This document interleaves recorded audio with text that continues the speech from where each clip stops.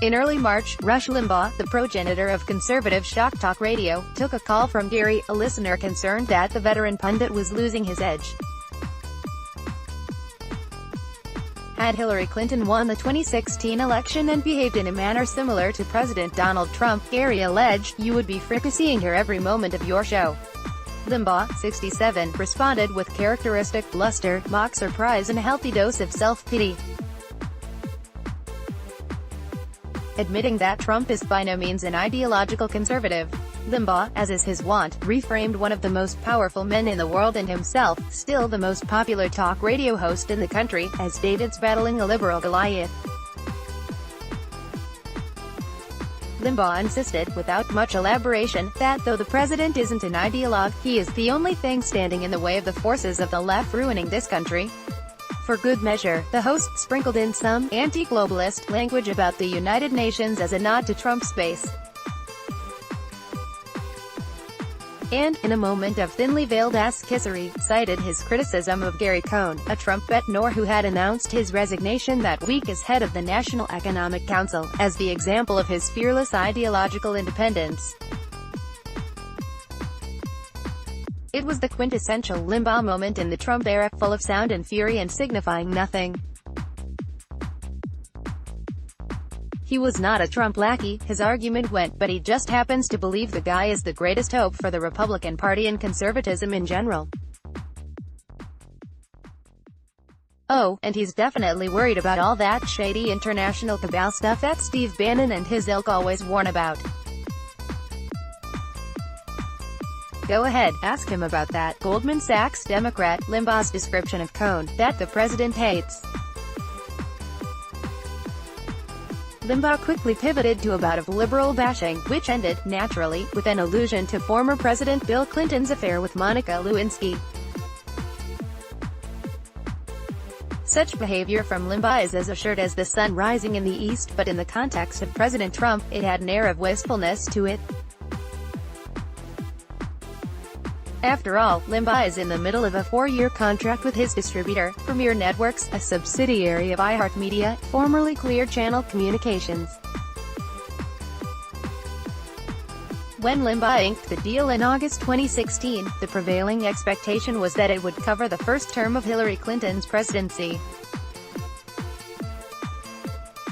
In a news release following the agreement, Limbaugh said he wanted to be on the air if the Russians find Hillary's emails.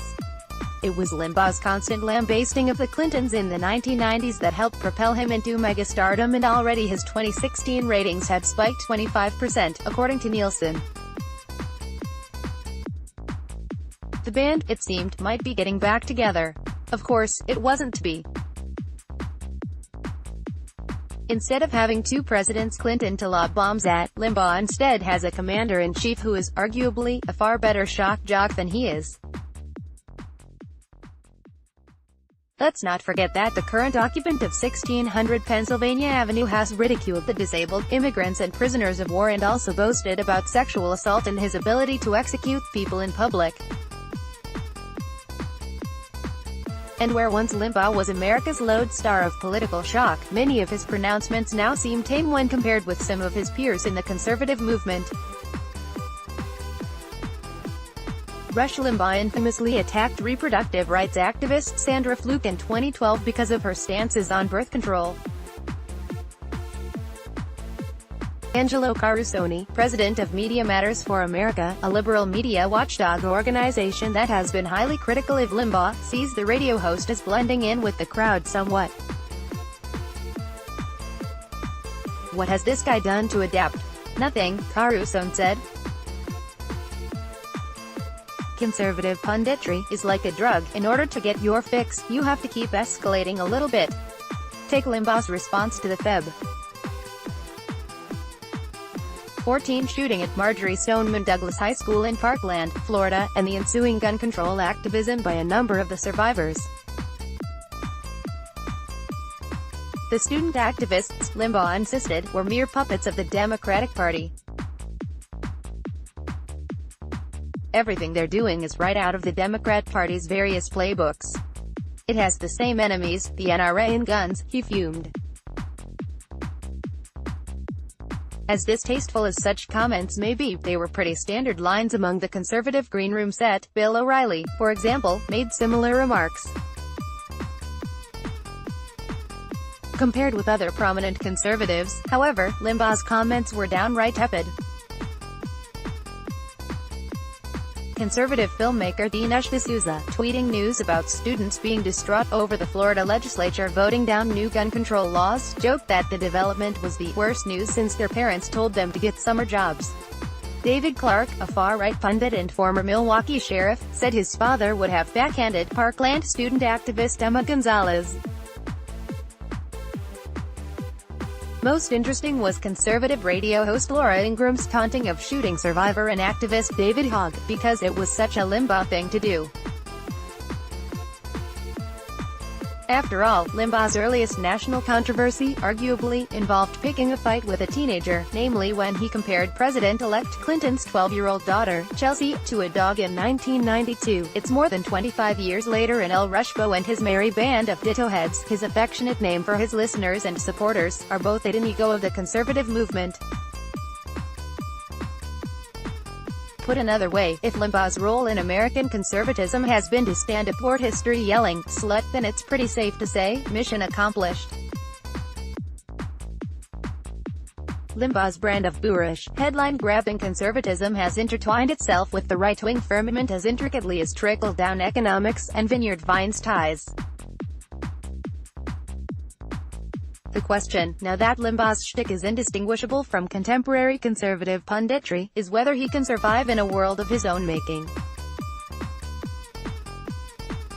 The most obvious answer is yes.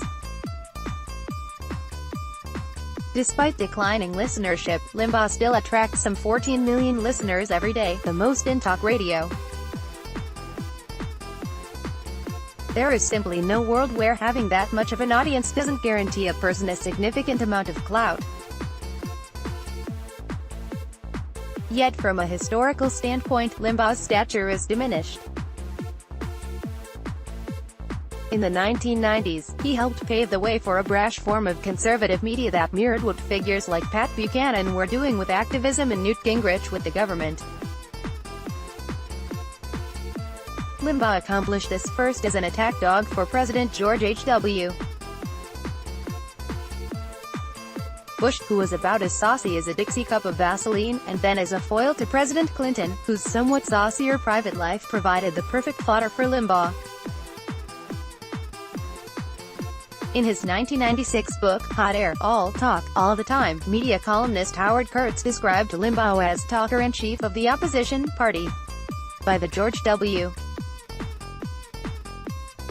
Bush administration, Limbaugh was a fixture of Republican politics and a conservative thought leader, like some kind of belligerent heritage foundation. While articles about Limbaugh in the early 1990s tended to portray him as a political showman, by the 2000s he was being regarded as a veritable political force. Limbaugh interviewed Vice President Dick Cheney on several occasions, with Cheney saying in 2009 that the Republican Party needed to be more like Limbaugh and less like Colin Powell, the former Secretary of State to George W. Bush, who later endorsed Barack Obama's presidential campaign. Limbaugh's decline began during the Obama administration. Indeed, his 2016 contract helped staunch the bleeding of a not-so-great 8 years, in which he saw his listenership decline and sponsors flee after he called reproductive rights activist Sandra Fluke a slut in 2012. Notably, Limbaugh's new salary wasn't disclosed after his 2016 contract was signed, either officially by iHeartMedia or via leaks to the press, suggesting that it had declined since his whopping 8-year, $400 million deal in 2008. Now, with Trump in office, Limbaugh's political clout isn't what it was, and a number of operators in Trump world worry the president is leaving a lot of political capital on the table. "I love your show, and whenever I can, I listen a lot," Trump told Limbaugh in a mostly amiable April 2011 interview when he was mulling a presidential bid. Notably, the interview began with Trump pledging $100,000 to a charity Limbaugh supports, an interesting move from a future candidate who would make so much of the Clinton Foundation's ethical propriety, yet Limbaugh's status isn't near as robust as that interview may have predicted. Advertisers remain wary of his program. The ones that remain are your standard conservative smorgasbord of gold products, various security systems and other things to make you very, very afraid. Moreover, conversations with officials in and around the White House suggest that Limbaugh doesn't factor seriously into Trump's voracious media diet, outside of Limbaugh's occasional hits on Vice President Mike Pence has appeared on Limbaugh's show, but Trump has yet to as president. Unfortunately, conservative talk radio is generally ignored by most operatives in Trump world, and in the larger Republican Party that I know, one Trump operative with close ties to the White House and Trump's re-election campaign told HuffPost on the condition of anonymity so as to not alienate political allies. It's a shame, because conservative talk is in many ways a larger and more powerful platform than even Fox News. Conservative punditry is like a drug. In order to get your fix, you have to keep escalating a little bit. Angelo Carusone, president of Media Matters for America. Jane Hall, a former media reporter for the Los Angeles Times, erstwhile contributor to Fox News and currently a professor of journalism and media studies at American University's School of Communication, sees Fox News, which in many ways Limbaugh presaged, as elbowing him out of the way a bit. "I think Hannity has got the juice because everyone thinks Trump talks to him 12 times a day," Hall said of the Fox News host, pointedly asking whether Trump feels the need to call in to Rush Limbaugh. Though Limbaugh leads the nation among talk show hosts and daily listeners, the close no. 2 on that list, tellingly, is Sean Hannity, whose daily program attracts only 500,000 fewer people. WJNO, the Palm Beach station from which Limbaugh broadcasts, referred HuffPost to Premier Networks, which declined to comment on the record. The White House did not respond to a HuffPost request for comment. However, given Limbaugh's mostly rosy treatment of the 45th president, there's little reason for it to give him much thought. Limbaugh has prodded the president here and there. His aforementioned critique of Cohn being one example, his response to Trump signing an omnibus spending bill earlier this year another. Yet his treatment of the divisive commander-in-chief has been overwhelmingly supportive, if not downright obsequious. A search through Limbaugh's archives dating back to Trump's inauguration yields transcripts with headlines like, "The Swamp's original mission, get rid of Trump, has failed, the Trump investigation hoax unravels," and "Don't believe a thing the media says about Trump." Quote, "It's all very boring, and one wonders whether Limbaugh, who described himself as an entertainer first and a conservative second, in 1989 would offer his kingdom for a President Clinton, or at least a Democratic commander-in-chief. One suspects he will when contract negotiations come around in 2020. In a weird way, I don't think you can keep up anymore," said Carusone, who led a movement to have sponsors boycott Limbaugh's show after his comments on Fluke. "How do you keep up with misogynistic pundit and conspiracy theorist Mike Cernovich, who is reading conspiracies off of 4chan?